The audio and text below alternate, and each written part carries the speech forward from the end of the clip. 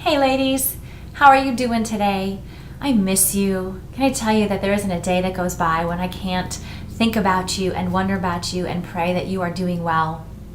I know that seems kind of trite, because some of you I don't even see on a regular basis, but I do. I think about you all the time, and I'm praying that God is in your life.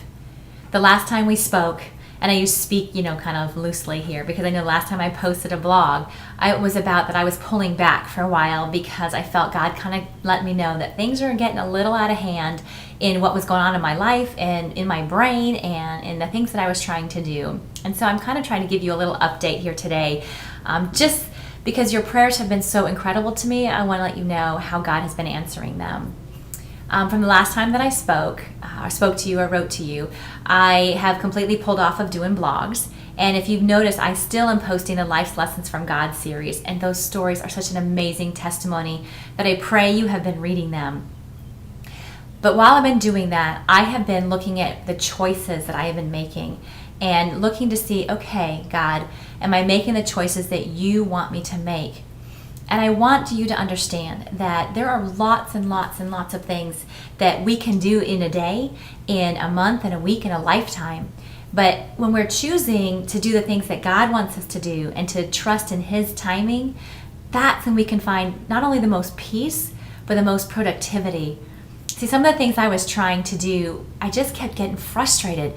I wasn't able to find the time to do what I wanted to do. It felt sometimes like what I was trying was a chore. And I'm not necessarily only talking about blog posts, but I'm talking about the book I was writing, the blog posts, some changes I was doing in the ministry, but also things in my own life too.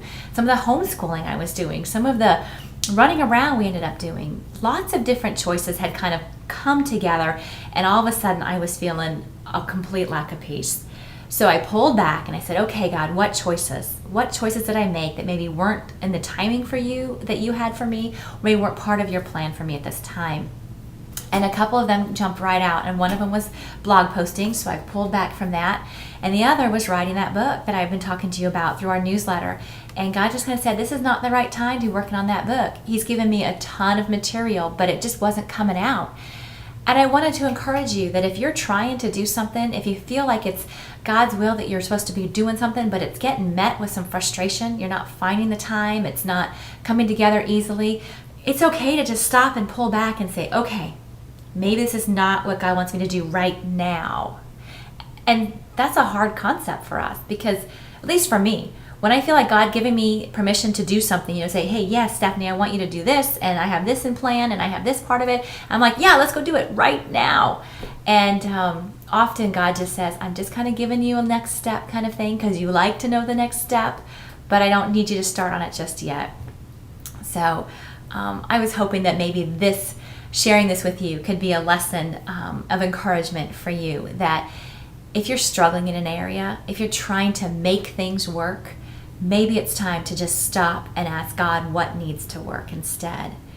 I know we talk about this a lot in our Cultivating Peace classes of just letting God be in control, but it is so easy to pick back up that control stick and kind of try and run with it, thinking that we'll have it all figured out, we'll know what we're doing, and we're just going to go. Even if we're doing things we think God wants us to do, we still need to check in with Him on a regular basis and be willing to pull back, not letting fears of disappointment keep us from doing what God wants us to do in His timing.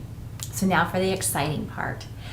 I have received, and I have to say this, I know it sounds funny, but I have received permission from God to move forward in a different area that has been met with so much blessing from Him. I can't even begin to tell you. He has brought all kinds of new women into my life for this new project. Women who I've known but really hadn't thought about in this particular way. And so coming up this July, I'm just going to kind of leave you hanging, but coming up this July, we are going to have a whole new relaunch of Peace of Mind Ministries in a whole new way. And I'm saying that because it's so easy for me to go, oh, I'm just going to let it go and I'll work on it tomorrow. But I know this is what God wants me to do. So I'm telling you this so that you can get excited and anticipate and pray for me that I would stay true to what God's path is for this. But at the same time, I hope that you get excited to see what God's got in store next for this ministry.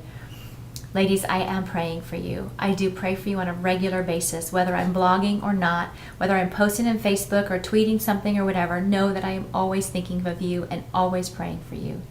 I pray you're having a great, peace-filled day. And let me know how you're doing. If there's anything going on, I would love to know how to specifically pray for you. I'll talk to you later. Bye.